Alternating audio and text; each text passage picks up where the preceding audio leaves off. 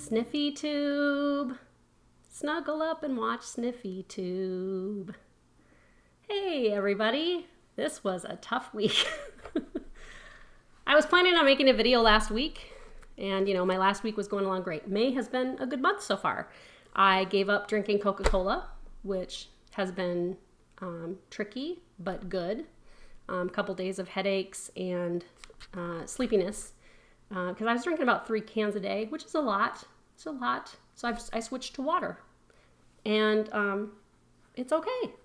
So and then I joined a gym, going to the gym every other day, and then I was like, you know what? I'm gonna go on a diet too. So I went on a lower calorie diet to try to shed a few pounds. Nothing ridiculous, just a calorie decrease. So just kind of watching how many calories I'm taking in. So I was, chugging along, working, happy, weather's good. And then, like last Thursday, I think I was walking, I know right where I was. I was walking down the hallway towards the laundry room, and it was like somebody tapped me on the shoulder and went, "Hey, you feel okay?" And I was like, "Yeah, I feel okay." "Are you sure you feel okay? You don't feel sick at all?" And I was like, "Oh, you know what? Now that I think about it, my throat feels kind of sore. I'm kind of tired. I must be getting a little bit of a cold." Boom, done. And so for the next, it's been 8 days. And I was like, you know what? I'm just going to sleep and sleep and sleep. I'm going to drink lots of fluids like you're supposed to. I'm going to take vitamins. I'm going to take hot baths. I'm going to continue drinking water. I'm going to, be very, very good and try to get over this cold quickly. No. And I did have a flu shot this year. I have not run a fever, but every day has been like spin the wheel of symptoms. And every day it's like I had 2 or 3 symptoms that were the symptoms of the day. And so it's like, brrr, okay, today's symptoms are achy, tired, and sore throat. And then the next morning you wake up and it's like, brrr, mucus, mucus, mucus. And I was like, all right, does that count as 3? No, mucus is 1 symptom. You're also going to have terrible headaches and lower back pain for no reason. So it has just been different symptoms every day. I've been cycling through it, except I just really never ran a fever. Lost my voice at one point, which Jennifer thought was really cute. My husband always likes it when I lose my voice. Anyway, I got almost nothing done in the last week and a day. I was an absolute zombie. I slept most of the time, and I've been trying to get over it. I don't know if I picked something up at the gym or at the grocery store or what, but it has been a trial, and I'm okay. But it's, I feel like a couple days ago I was like, oh, I feel like I'm coming out of it, Steve. I feel a lot better. He said, you seem a lot better. And then I woke up the next day and I was like, not better at all. So I am before you with no makeup. I have showered. I've showered every day, but I'm sick. It's okay. People get sick. Okay. So after the last video, I had a bunch of people ask questions. Some of these I am going to save too for the zine. They're great articles for articles for the zine.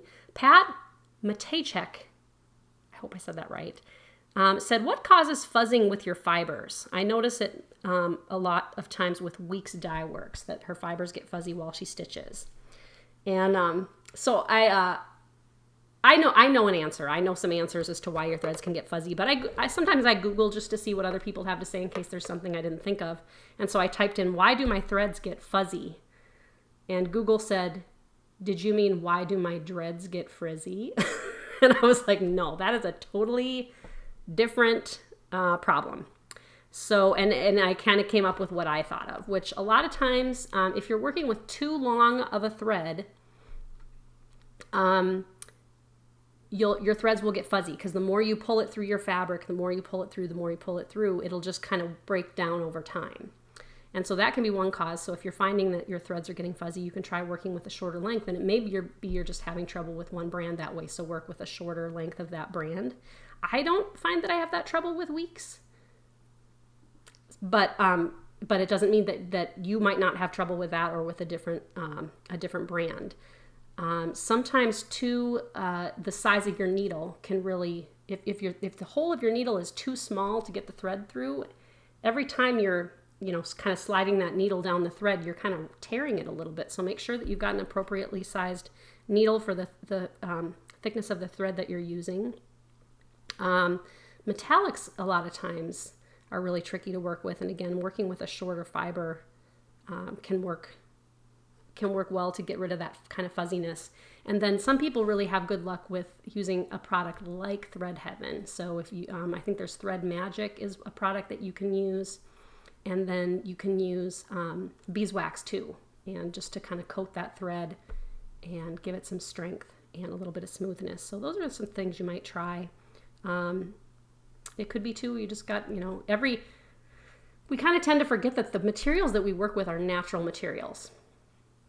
So cotton is a plant.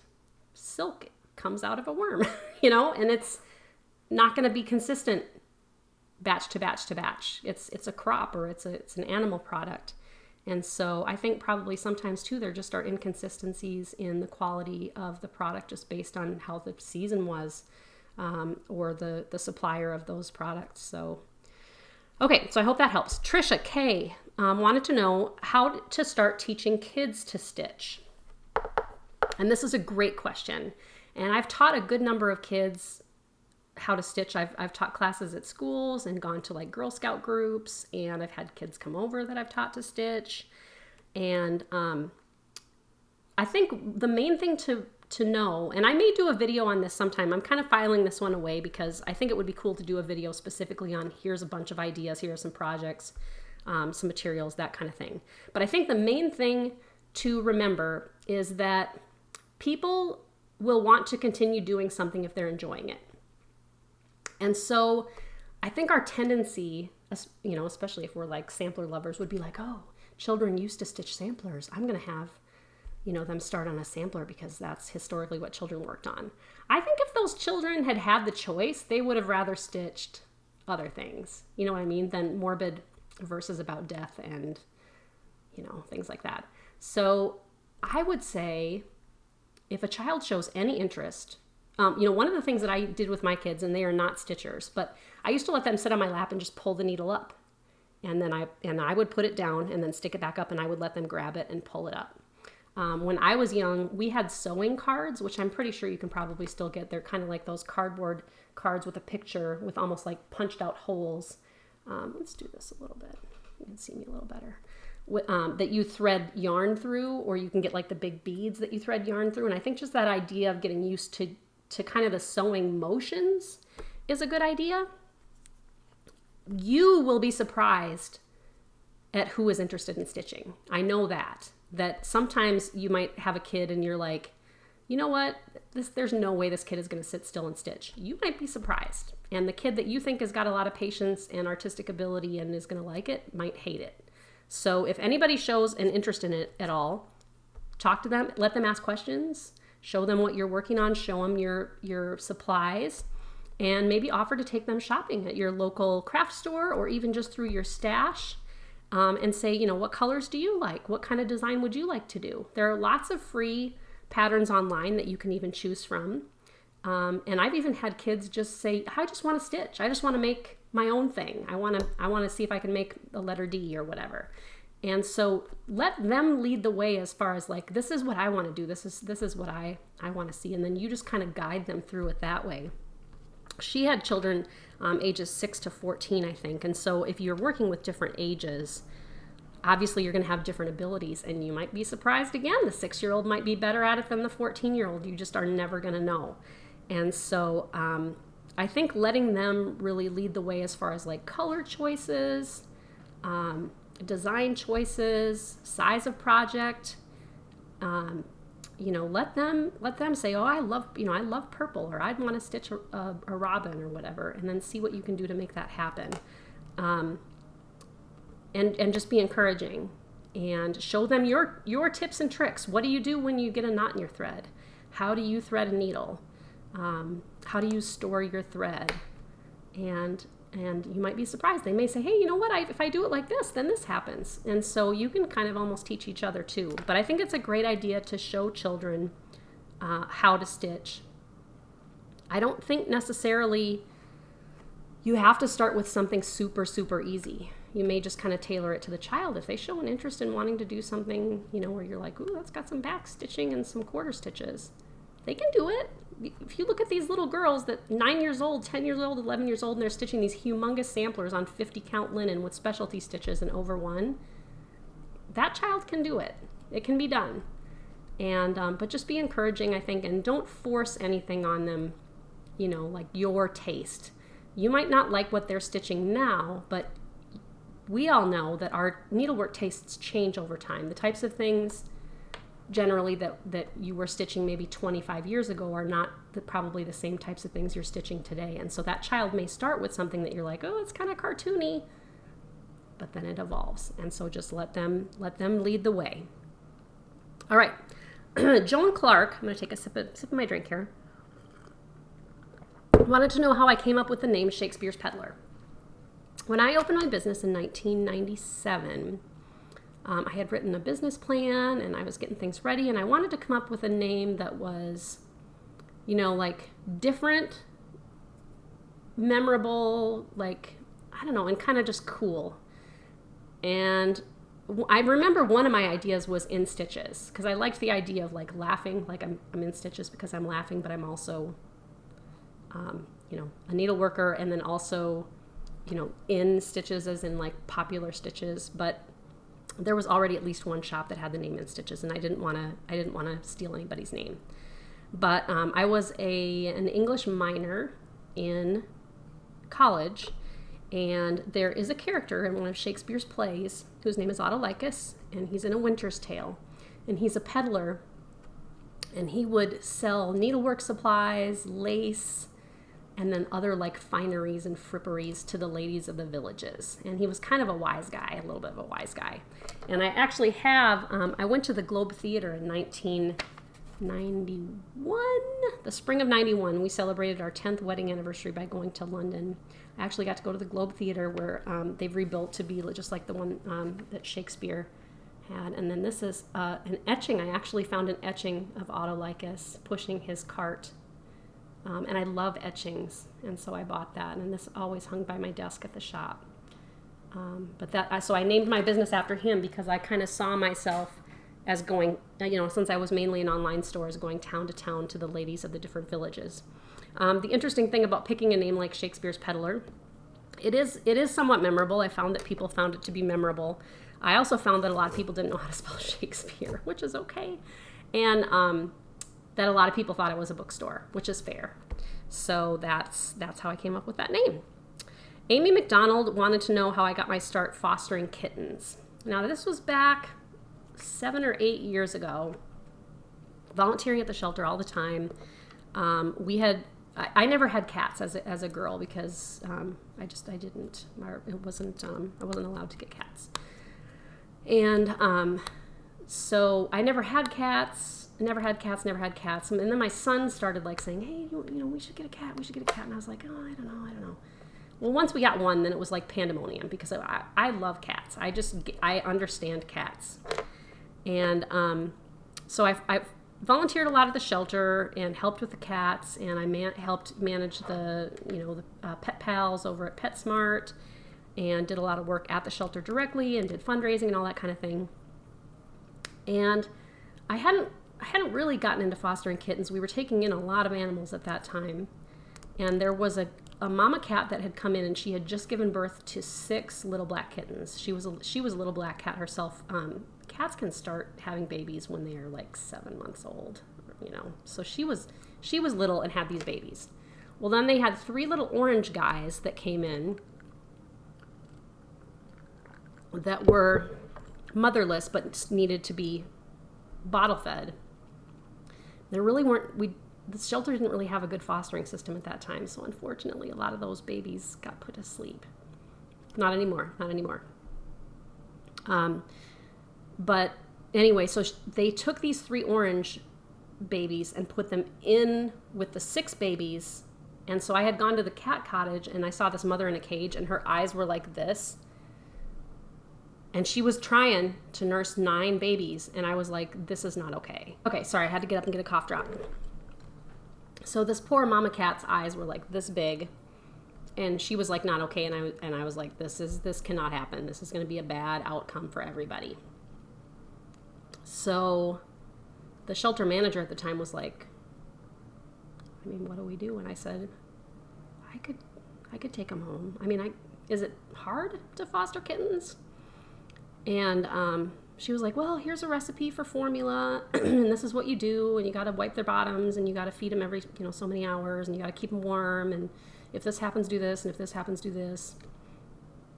So I went home with these little, I mean, they were probably 6 or 7 days old, 3 little orange kittens, and we named them Ned, Lucky, and Dusty after the 3 amigos.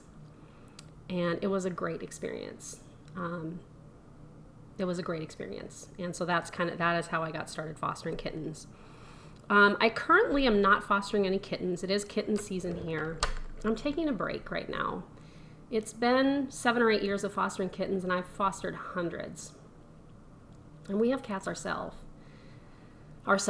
And so they've had kittens for that length of time too. And it is stressful for them. And since I had the job change recently and I'm just getting back to designing, I figured that I would take a break for a little while. And my cats are so happy. They are so happy to get undivided attention. And I will get back into it. This is not a forever thing because fostering kittens gets in your blood. But I'm not doing it right now. A lot of people will say like, oh, I could never foster kittens or puppies because I would just be too sad to let them go. And the thing that I will tell you is what I tell everybody who says the same thing is, it is worth it to cry to save a life. And I've cried many times, and I've lost kittens too.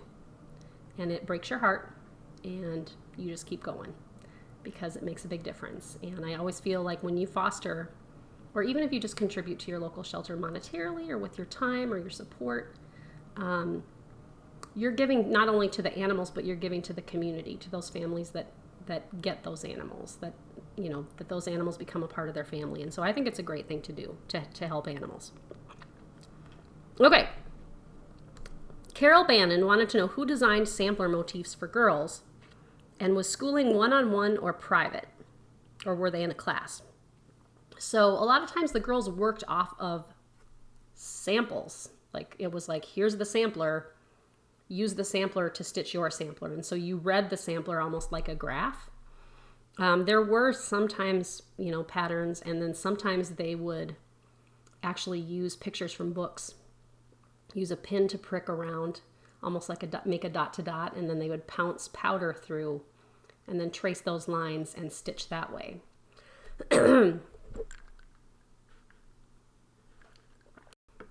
Okay, I'm trying to not cough in your face. So the teachers, it was kind of an ever-evolving thing where these motifs came from. And there are historians and sampler collectors that trace, like, here, this motif, you can see it evolving over time from this school.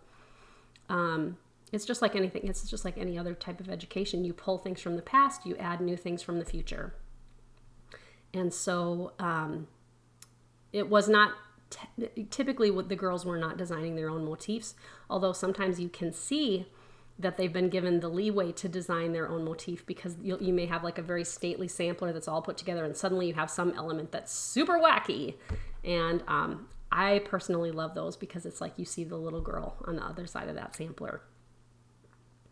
And then schooling typically it could be one-on-one, it could be the mother teaching the daughter, it could also be in a classroom where girls attended a school with a teacher and then there were multiple girls in the same classroom.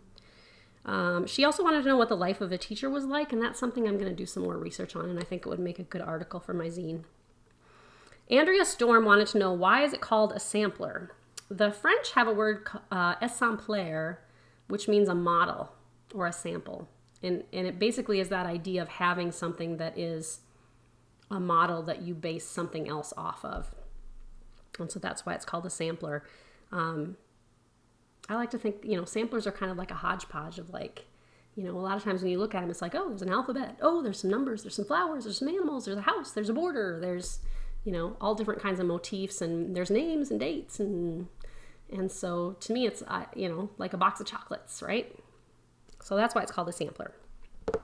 Barbara DeLillas wanted suggestions on putting together a sampler yourself using designs from other samplers. That is a great question.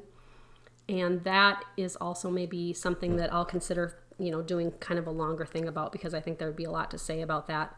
But I think, there are a lot of people that choose like, oh, my favorite designer is Little House Needleworks. And so you choose like motifs from the charts that you have and you put them together.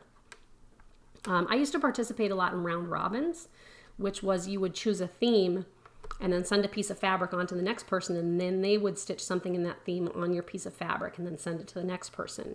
Now, sometimes you could send your fabric and it would be just a wide open piece of fabric, stitch it wherever you will. But a lot of times people gridded it off by putting in either some kind of border or even just like some running lines that they would later pull out to designate the sections where people could stitch. And then that way things would be kind of more neatly placed. I think it's a great idea. I think that, you're making a one-of-a-kind piece then if you're putting together a sampler yourself using things that you like.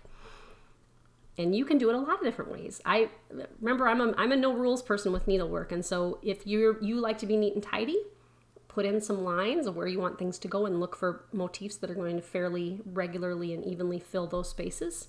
Choose motifs and use this, if it's like, okay, this is the palette I'm going to use. So anytime the pattern calls for a medium brown, this is the brown I'm going to use. And then that way it will all look, very kind of pulled together. If you have kind of a crazy, wild, out there personality, stitch whatever you feel like doing and make it as wild and crazy as you want. Use your favorite colors, change colors, use overdyes, use buttons and beads. I think it's a great idea. And a lot of people have done it. I've seen some really cool, just kind of samplers over the years of people using different kinds of motifs. The sky's the limit really on what you can do, and just have fun with it. Now there are pattern programs that you can download on the internet.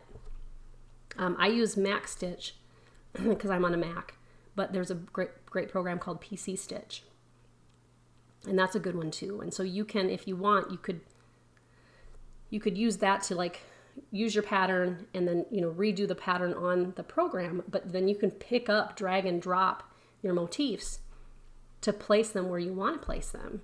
And that might be a really nice way for you to get that done too. You could also make photocopies of your patterns and like make a board and try arranging like, where do I want this? Where do I want this? And just kind of arrange them around.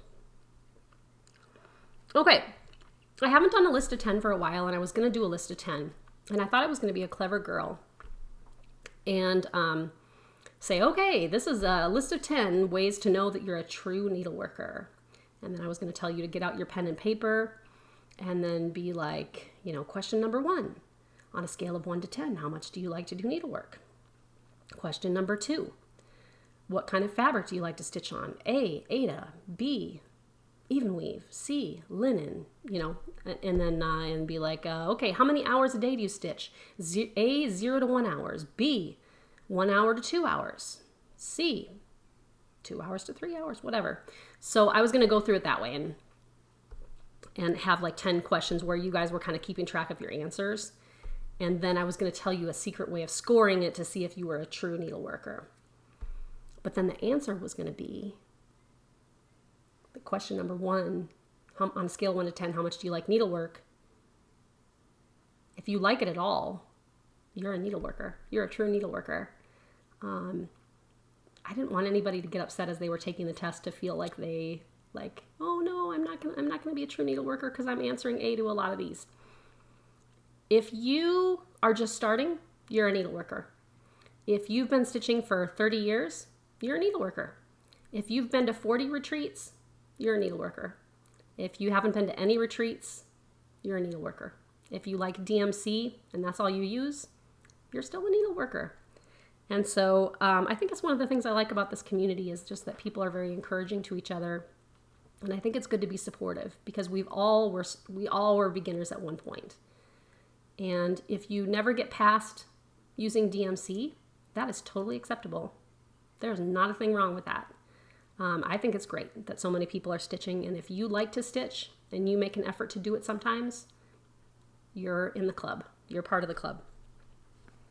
Okay. Last time I had a giveaway for some threads by Nina on Etsy. And the winner of those threads is Myra Richmond. And the question was, what is one of your favorite kinds of threads? Myra said that she loves Silks for You from Australia because she said they are smooth, you don't get any knots, and the colors are scrumptious. And I found that you can get Silks for You from Australia on Etsy, and it looks like they are very reasonably priced. You can get, I think, whole hanks of hand-dyed silks for 25 bucks, which is really reasonable. So if you've got like a big project that's all one color, you can really have a great time stitching with those. It was super fun to read what everybody's favorite threads were. A lot of people said DMC. A lot of people said Victorian Motto threads. Sampler threads, Weeks Dye Works, Gloriana was a popular answer. Avera Soie. It just ran the gamut. And so, like I said, if you just like to use DMC, ain't a thing wrong with that, baby. You can see my DMC is on the ground right there. It sits right by my feet, and I use it all the time. It's a great thread. All right, on to my stash flash. I got a few things because it's been a couple of weeks since the last time I posted. And I'm going to start with kind of a downer. And I almost didn't show this because I was kind of embarrassed about it, but then I was like, Therese, why are you embarrassed about it? It's not your fault. So I've wanted to get this chart for a while. Santa Rides. And I found it as a buy it now, and I was like, oh, sweet. So I bought it, and it was not a bad price. And I was like, oh, hooray, it came. And I literally just took it out of the plastic wrapping just before I made this video. And I noticed, I don't know if you can see it here, that there's like a sticker stain. And that happens sometimes, and that's okay because this is a chart from 1994. But when I touched it, it's totally smooth. There's no sticker residue. It is completely smooth and perfect, as if there was never a sticker there. And then I looked further at it, and I don't know if you're going to be able to see this. Yes, you can. Here, there is a printed crease. It's not the crease. It's a copy of a crease. And even though this is printed on cardstock, the shiny cardstock like Prairie Schooler uses, I believe this is an illegal copy. And I felt really bad about that. Because I don't want to own an illegal copy. So then I was like, well, poop. Now what do I do? So I bought it on eBay. I'm not going to tell you the seller. I have not received a reply yet because I just sent this person a message. But I have noticed that this person has since relisted the same pattern for sale and sold it like 3 more times since I bought mine. And this person has a lot of Prairie Schooler out of print things for sale. So, this is the first time I've ever bought anything on eBay that I thought was fraudulent. And so I sent a message and I said, look, I think this is an illegal copy. Here's why. The pattern is from 94, but it is so clean. The corners are so crisp. It is like it is a brand new chart, but then it has this weird printed crease and it has this sticker that's not a sticker. And I said I would like my money back, and in exchange I will tear up the pattern and throw it away. So that makes me sad, but I guess I'll let you guys know how that pans out. So be careful. Be careful. So that's sad stash flash, but I had some cool stash flash things too. Now, y'all, like I said, last time I asked you what your favorite thread was, and everybody was like, oh, I love Victorian Motto. I love Victorian Motto. I love Victorian Motto. So I was like, fine. Get some Victorian Motto. She is on eBay. And this one is called Treasures in the Attic Trunk. And the colors are very pretty. She gave me a free one too. I don't remember which the free one was. Oh, this one was. Granny's, this one. Granny's favorite. And she puts the DMC conversion on there, which is cool. But it just was kind of dusty. Like, I love this one, Summer Jasmine. So pretty. We got Grandmother's Violets, Garden Gate, Wedding Bouquet, Sweet 16 Rose, Souvenir of Paris. That's very pretty also. Dolly's Dress. 1904 World's Fair. That's real pretty. Mother's Shawl. Wedding Quilt. And School Sweethearts. And of course these colors aren't going to show up great on the screen, I don't think, but it is a very pretty set.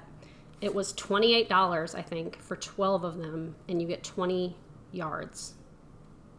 I think it's 12, or is it 10? 1, 2, 3, 4, 5, 6, 7, 8, 9, 10. I think it's 12. Great deal. They don't really smell like anything. They smell like thread. So anyway, I'm going to give them a try. I haven't tried them yet, but they feel really nice and they look really nice, and so I'm going to give them a go. We'll give them a try. So thanks for the suggestion. I got something pretty wonderful, and I had pre-ordered this because I didn't want to miss it. And it is the Sarah Brazier Chart by Hands Across the Sea samplers. It's pretty stinking awesome. And she gives you this cool thread card so that you can kind of keep it next to you so you know what threads to use. But they're really, really well done books. There's a nice big centerfold in the middle of what the sampler looks like. I know there's going to be a stitch along of this sampler. I don't plan on participating in it. This isn't a sampler that I probably will start soon, but I wanted to make sure to get it because it was a limited release. I think there were 1,500 of them. I know last time with the Uffendale chart there were 1,000, and I think they sold out in 2 or 3 days. So I pre-ordered this one, and I love it. It's awesome. I have not read it yet because I've been sleeping for 8 days. So, but it's very, very nice. She does a great job. Just love, love, love her samplers. Okay, I got a P. Buckley Moss chart. I don't know if y'all remember these. P. Buckley Moss. Oh, it says limited edition. Who knows what limited means? So I worked at frame shops for years, and Terry Redlin was like the big artist up in North Dakota. He did scenes of like, farm life, deer, combines, wheat fields. It was all real kind of rustic. They were nice, very pretty prints. And when he started out, it was like it was limited editions of 1,250 prints. But as he got more and more popular, the limited edition, limited part of it got bigger and bigger. And I remember at one point it was like a limited edition of 25,000 prints. And it's like, really? Is that limited? Is that super limited? No. Anyway, I love P. Buckley Moss charts. I have a few. This one is called Together in the Park, which I love because it's got these great kind of brown stony houses. They're stitched in DMC, and there is some thread blending, where you put one strand of this and one strand of that, which I haven't done forever. But I only paid a couple bucks for this. I really like it. It's one I've looked for a while, and a lot of times it's just kind of more than I want to spend. Here are a couple others that I have, old ones. Cinder's cat. And these are not new stash. These are just from my stash. Apple Girl. Isn't that cute? And this one is Loving Stitches. So that's got a little cross stitcher on it. She's cute. But I have one too that I stitched. And I stitched this piece in college. How old was I? 19. When I was 19. I remember sitting, watching TV in the commons area at the dorm, stitching on this piece. I think it's called Grandfather's House or something like that. Grandpa's House. And it's really pretty. And when I got this chart in the mail, I was like, where's my grandfather's house piece? Because I remembered like, oh, I've stitched a few. It was in the garage. It's been in the garage since we moved here 12 years ago. So I brought it in, cleaned it up. I think I'm going to take it apart and restretch it. It's on Aida, and it was on a really, really soft Aida. But that's it. This was a fun one to do, and you can find these patterns on eBay easily. There are lots of P. Buckley Moss patterns on eBay, and they're big fold-out charts, and a lot of times they're in color too. So, highly recommend them. Okay, the last stash flash I got is I'm pretty excited about. You're like, Tracy, you got to stop buying samplers. I know, but I find these things and it's like I have to have it. So I saw this listing, and I don't have a darning sampler. There are a lot of different kinds of samplers, like I've told you in the past. And samplers served several purposes. Sometimes it was the father and mother's way of showing society, like, look, we value our daughter's education. Here's her fine sampler. This is proof that she will be able to run a household. She has been to school. She is refined. And sometimes the needlework samplers were, look, you got to learn a trade. And so you need to learn to sew and mend and mark. And so this is a darning sampler. Let's see, I'm going to hold it right side up. And so this is a little piece of linen, and you can see even the white areas, an area has been cut out, and the student would have had to fill the space in and match the pattern. And they did it in white to show what it would look like if you just did it on fabric and it matched, but then they did it in other colors so that the teacher could see if there were any mistakes, if the student had made mistakes. This is a corner patch, how to fix a corner. This is how to fix a side patch. And so they're very, very cool. She did a great job. Here's the cool thing about this little darning sampler. And you can find these are not expensive unless some of them get very large, very elaborate with areas of cross stitch and then like initials and dates and things. This is a simple sampler. This is a let's teach you how to do it. It came with other things. This girl's name was Meta, and here she is. She was born in 1901, and I think she's absolutely beautiful, don't you? She was Dutch, and I have not gone to look her up yet, but I think I should be able to find some information on her. And here's some other things that Meta made. Meta made this little cuff, and you can see she put 611 on her items, and I don't know what that's code for, or if it's, I think it's 611 because I think that's right side up.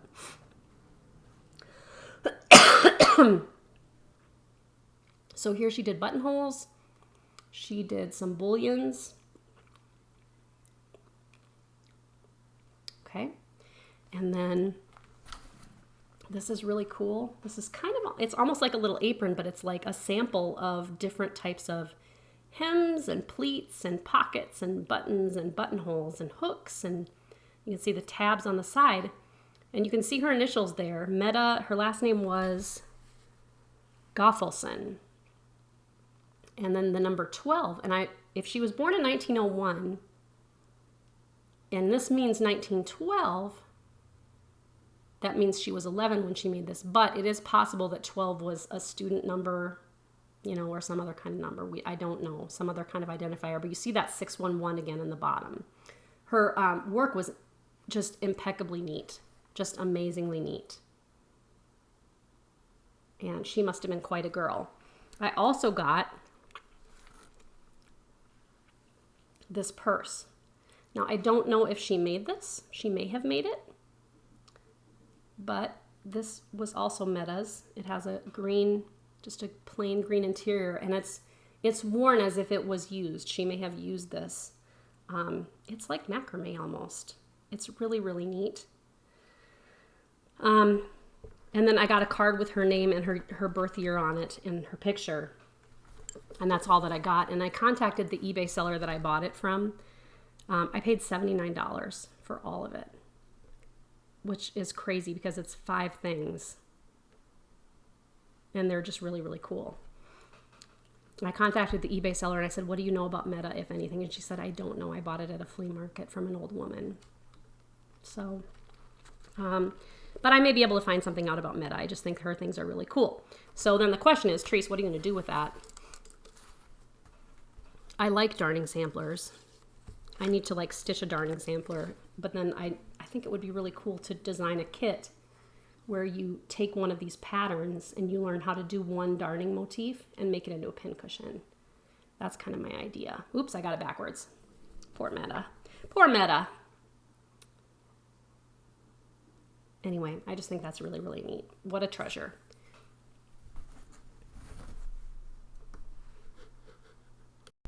Okay, so that's my stash flash. Next, I'm going to go on to Stitch Maynia. And Stitch Maynia has kind of been the only thing keeping me going this last week.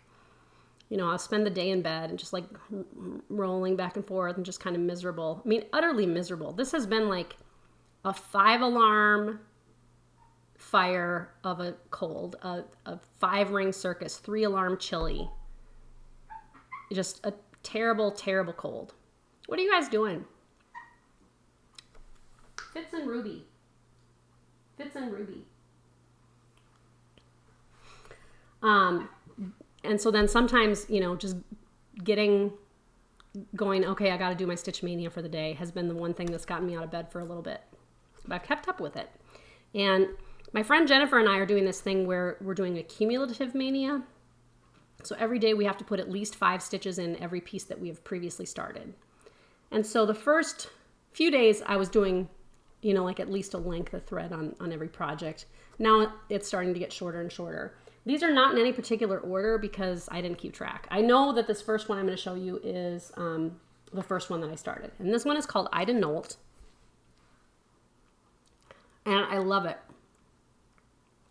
And it's by Hands to Work. It's an out-of-print pattern. And I'm stitching everything. I've started everything on 40 count. This is on a 40 count pecan pie by Silk Weaver. And I'm doing it in silks. And if I don't have the called for silk, I'm substituting something I have that's close. But it's really cool. The blue, I really, really like that blue. And it's got some cherry red too. So that's really cool. This one I'm almost done with.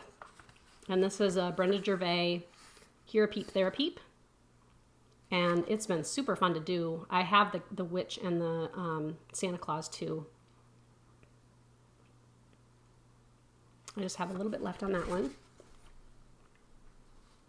This one is Only One You by Carriage House Samplings. And see if you think like me that this looks a little bit like bacon right now.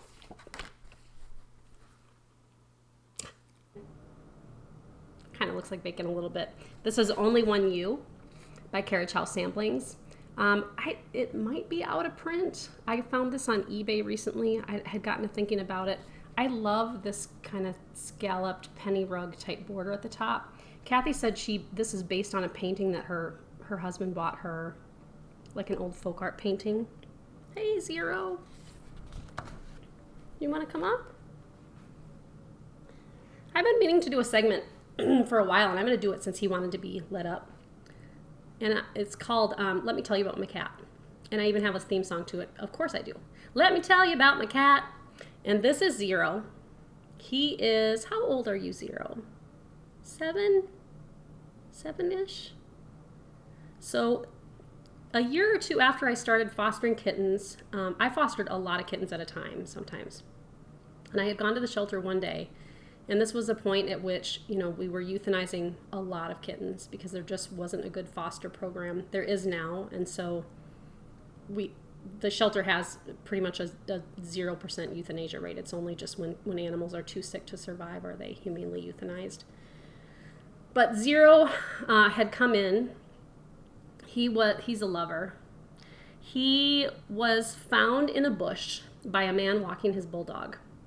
And they just found Zero, and I like to think that he grew from the bush, that he didn't have a mother. He just was a bush cat. And I came to the shelter, and I went into like the examination room, and one of the vet techs had little Zero just on her, like draped across her shoulder, and he just was like laying there, just like whatever. And I go, oh, who's that? And she said, this is Zero. And I said, what's his story? She said, well, you know, we're euthanizing everybody today, but he's just so cute. And I said, let me take him home to foster. And back then we had almost no fosters. And so I took him home, and I don't know how many other kittens I had at the time. But Zero walked in, and he was like, yeah, this place is pretty cool. This'll do. And he just like literally walked in, and I was like, okay, he's our cat. I mean, sometimes you just know. And he's a little guy, and he's very, very sweet. He's really, really dumb. God bless you, Zero. You're not that smart. He's not that smart. But he's really, really sweet, and he loves me to pieces. And when he really gets purring hard, he'll start drooling. He's got some kind of misshapen toes on one of his back feet where he's got like some really long ones and then like one really stubby short one. What else can we say about you, Zero? He is tiny. He weighs like 7 pounds and he's just like a little bitty guy. When he was younger, he hasn't done it much anymore, but when he was younger, if I was washing dishes at the sink, he used to run up behind me, leap, grab me by the pockets, and just hang from my butt while I did the dishes. Because that's how you spend quality time together. But he is a very, very nice cat, and I like to tell Steve, I feel like he's our best one. He's very quirky. He's the one that, no, he's not pooping in the tub anymore. He was pooping in the tub for a while, but he stopped that. I think he likes having me home. So he's like, sweet, it worked. But he really is, he's just very, very sweet. He's all cat. He's very much an in-the-moment kind of guy. And we just really like having him around. So that's Zero. We didn't name him. His name was Zero, but it fits him perfectly because, like I said, he is really pretty dumb. And he's purring. And you're so nice, aren't you, sweetie? Hmm? Yeah? Should we sit and hold you? We're showing off Stitch Maynia. So he will just, oh yeah, he likes to be held like a baby. He will just come up and scratch my leg and be like, let me up, because he wants to be held like a baby. Very sweet. Okay, more Stitch Maynia. This one is Summer House Stitch Works. A Baltimore Bride, it says. Sophia? I guess that's the name of it. How cute is that? I'm doing it on 40 count linen, and it's just in 4 colors of DMC. And it's, it's going to be done pretty quickly. I think I'm going to make it into a pincushion. I love the colors. This was a chart that Jennifer got, and she said, you know what, I don't think I'll ever stitch this. Do you want it? And I was like, yes, I do. So she gave me the chart, and one of our kittens promptly peed on it. So I made a copy and threw the original away. So I won't ever really pass this one on because it's just a working copy, but it is really pretty. And I think that one's still available, and I would really highly recommend it. It's been really fun to stitch. And I really like the colors. Okay, next one is Blackbird Designs, Quaker Family Register. And this is in this book from Market, and Blossom as the Rose. And they stitched, like family initials and things in there. And I think that's really cool. I haven't decided what kind of initials or anything I'm going to put in. I'm just working on a piece of 40 count coffee dyed that I had, but I'm using the Weeks Dye Works. It's very pretty. The fabric that I picked is not as green kind of toned as theirs. It's more of a kind of a reddish brown, but I like it. And it's fun to stitch so far. Okay, this one I wasn't gonna start, and then I decided to start it. My list is changing, so if I look through my basket of like possible starts, and I'm like, you know what, none of these are talking to me today, I'll go find something else. This was a nah, I don't think I'll do this one. Like, it was on my original list, and then I took it off, and then I put it back on. The Mary Bars Sampler by Stacey Nash. It's a reproduction. And I loved it at Market. It was one of my favorite things at Market. And you may remember, if you saw my Market report, that they started stitching the model on the wrong size fabric. And they ran out of room and had to stitch the right-hand side of the sampler on another piece of fabric and then sew them together, which I love. I love that it's like a Frankenstein sampler, like sewn together. I actually cut my fabric with extra space so I can cut it apart. Like, I'm going to stitch up to a point. I'm going to figure out a line and then just highlight all the way down the sampler so I know where to cut it off, and then move over an inch and continue stitching. I'm going to cut in the middle and then sew it back together. How crazy is that? That's the kind of crazy I am. I'm crazy. So this is my start so far. And it's very, very, very, very pretty. And it's in all Weeks Dye Works. And it's been really fun to stitch so far. I think it's going to really be a fun project. The fabric is 40 count Alabaster by R&R Reproductions. And the reason I like this sampler with this piece is that it's a very, very pale hand-dyed fabric that has a slight, like, kind of pinkish porcelain-y kind of tone to it. And so it looks really nice with these pinks and greens.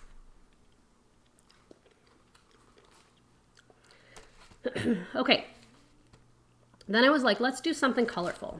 This wasn't on my original list, but I think Bendy Stitchy was talking about Satsuma Street and how a lot of new stitchers start with Satsuma Street. And I was like, I have a Satsuma Street and it is cute. My son Harrison is in Paris right now. Well, he's in Nice. Well, he's in Toulon.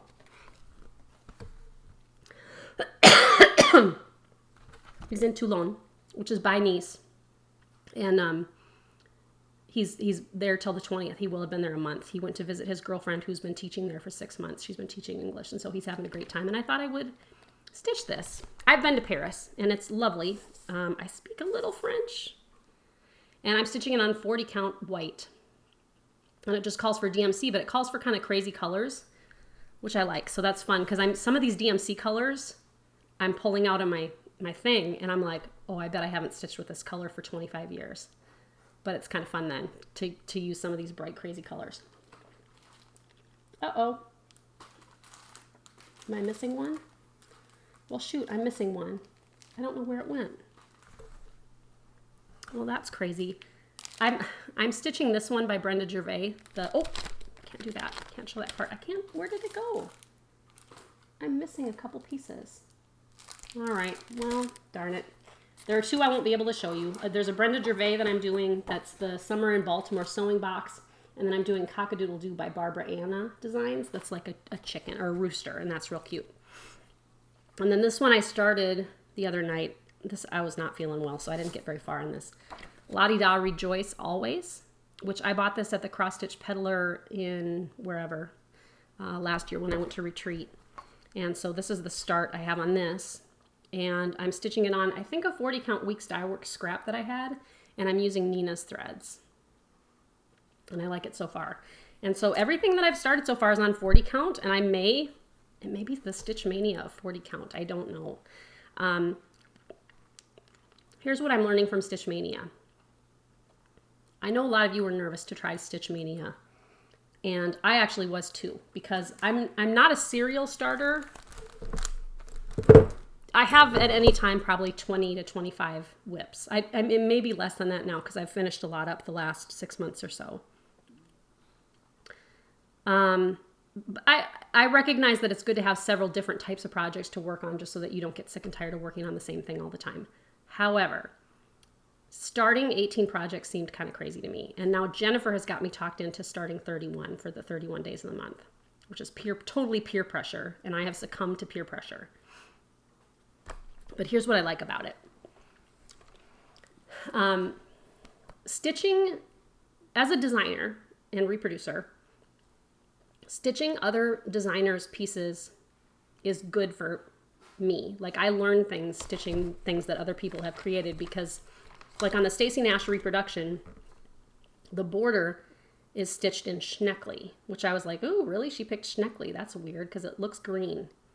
And I stitched with it, and I was like, I'll be darned. It looks green.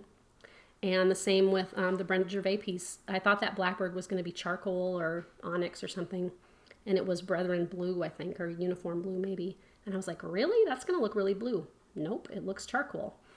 And so you learn things like, oh, yeah, okay, I see how, I see how, you know, when you go with the color of the fabric and whatever, the motif, it just ends up looking like a different color. You can kind of see how things are put together. And it's not that you really copy people's ideas. It's just that you learn by really studying what other people do. And it's not any different than when I went to the Louvre back in 1991. There were artists in there that were painting, copying paintings from the walls. And it's very common practice for artists to do other artists' work. You learn a lot, I think. And so that's cool. The other thing that it's done is it's kind of exciting because it's like, okay, what am I going to start today? And so it's like, okay, you get all set and you find something new to start. But then because we're doing cumulative stitching and we have to do at least 5 stitches on everything we've started so far, the one I start every day, I'm like, oh no, I don't want to start a new one tomorrow. I want to continue working on this one. Well, tomorrow I'll work on all of them. So it's like, oh yeah, this one. Oh, I love this one. And I stitch a little bit and I'm like, okay, you got to put it down. Oh, but I don't want to. Oh, well, look at this one over here. This one's fun too. And then I put a few in that and put it down. And so it kind of makes you like, kind of excited because it's starting new projects is fun. And I'm going to be totally inspired to get some of these finished up, relatively quickly. And so I think that's really cool.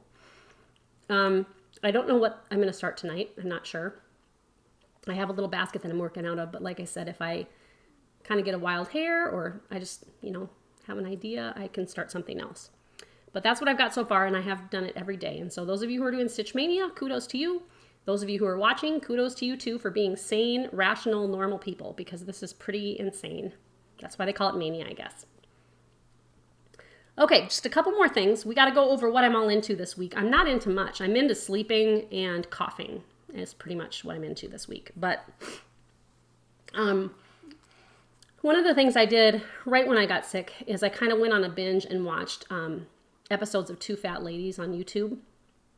I don't know if you remember the show Two Fat Ladies. I think it was put out by the BBC.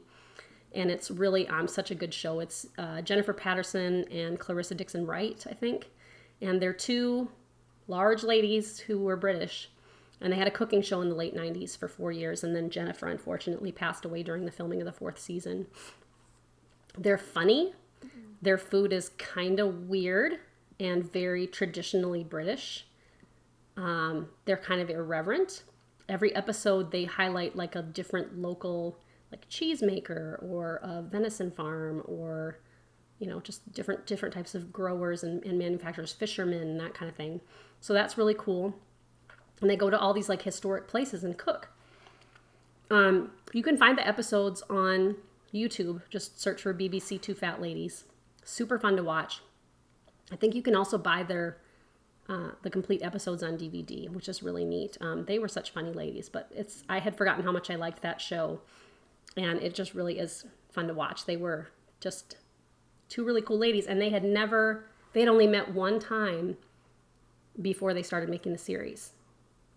But they kind of came from similar, really interesting backgrounds, just interesting family history, they both were a little bit kind of rebellious. And so it's fun to watch them. They're just really cool.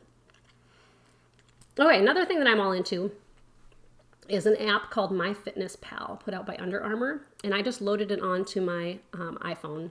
It's free. There's a paid version you can use, but when I decided to start my lower calorie diet, I know. You can load this program, and you can put in everything about yourself. How tall are you? How much do you weigh? How much weight would you like to lose?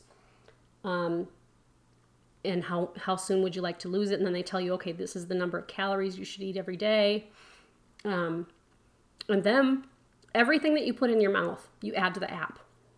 And the cool thing is if you're eating Oreos, you can click a button and scan the barcode on the Oreos, and bloop, all of the information pops up. The fat, the calories, the carbohydrates, all of that. And if you're being bad, it'll be like, hey, remember, you were going to try to stay under this many calories today. And it'll tell you what the serving size is. And so here's what it does for me, is it's like, okay, do I really want to record that I'm going to eat licorice again today? Where normally it would just be like, oh, I'll go get a couple more pieces of licorice. Nope, I don't want to put it in there. Now, when I got sick, I did away with the app. I'm not counting my calories right now because I realize when you're sick, you shouldn't, be under the amount of calories that you need in a day. But I'm not going crazy either. I'm just not worrying about it. But it's a really cool little app. And like I said, it is free. You put in how much water you're drinking. If you exercise, like when I go to the gym and I ride the bike, it'll tell me how many calories I've burned. I can add that into the app, and then the app says, okay, you have another 300 calories you can eat today, which is like, woohoo. So it's called MyFitnessPal, and my brother told me about it, and it's really slick. Okay, the last thing that I'm all into this week is these little Mio and Dasani water flavorers. So I told you I gave up Coke, and I normally I was drinking 3 Cokes a day pretty much. And it's not good for you. It's full of sugar and caffeine. And it's okay, because I gave it up for the month. And you know what? I had a Coke. I had one last weekend. I thought, oh, you know what? I've been so good all week. I'm going to have one Coke. I was like, ooh, this is kind of sweet. And I didn't really enjoy it. And so I was like, okay, I'm fine. I don't need a Coke. I really don't. But I sent Steve to the store for medicine for me and orange juice and whatnot. And I said, hey, would you get me some of those little, like Mio things that you squirt in your water? Because I've just been drinking water. And these are no calories. This one has vitamins. You can get them with caffeine. You can get ones that are more like Gatorade. And you just give it a little squirt. It just adds a little bit of sweetness and flavor to your water. And I'm like, perfect. That's all that I needed, was just a little bit of flavor. So that's only 3 things that I'm into this week, but I've been sick. So that's what I'm all into this week. Okay, 2 more things. Kitten Stitchers, Cheap and Cheerful was really fun last time. The idea is that we share with each other things that we're doing on Instagram as a team, as a group, as a family, as a group of friends. And so each time it's going to be something, a challenge for you to do something that you don't normally do or maybe haven't done in a while, and then you share a picture of it on Instagram. Last time it was to share a picture of you when you were younger, and so many people did it. Like, so many people did it. It was so fun to see everybody's baby and kid pictures. What a treat. And so the challenge this time, since I'm sick, I thought, let's do something healthy. The challenge this time is between now and my next video for you to eat a vegetable or a fruit that you have never tried before and post a picture of it in your comments. And so maybe some of us are going to learn about fruits and vegetables that we've never tried before. And maybe there's something like kind of normal, like you've never had broccoli. But I thought it would be fun to go to the store and just find some kind of fruit or vegetable that I've never tried before, see how to, look online to see how you prepare it and just try it and then kind of report my findings.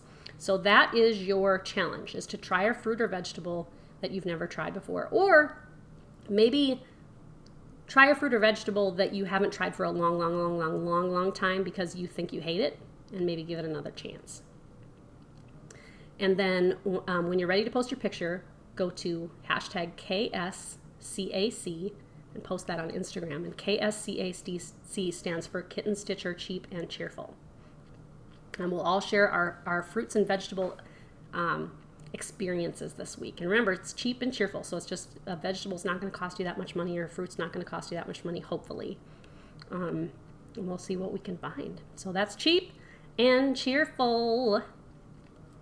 Last thing for this week is my drawing. I always do a drawing.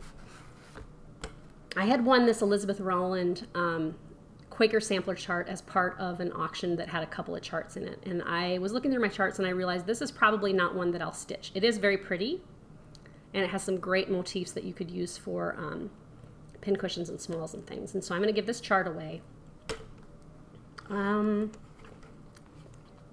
What's the question? I didn't think of a question. Let's do this since we're talking about fruits and veggies.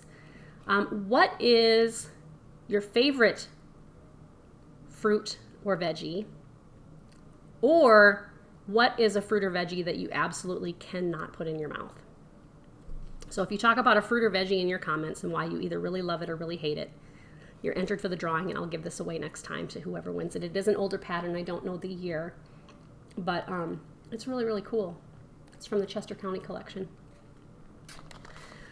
All right, guys, that is all I've got this time. Zero is happy as a clam, and I'm ready to go get some more cough drops and see what I can kind of squeeze out of the rest of the day. Thank you for sticking with me. I'm sorry for coughing in your face. Next time I'm with you, I will be feeling better, and we'll talk to you soon. I hope you guys have an awesome sneeze-free week. Pointy toes. Bye-bye.